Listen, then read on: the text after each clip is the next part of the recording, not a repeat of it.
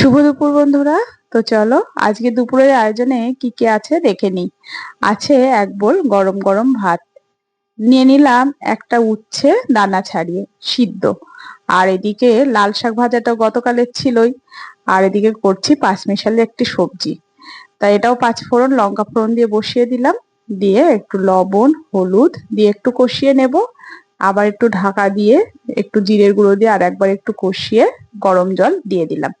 গরম জল দিয়ে আবার ঢাকা দিয়ে একটু সিদ্ধ হতে দেব, সিদ্ধ হয়ে গেলে অল্প একটু মিষ্টি দিয়ে নামিয়ে নেব।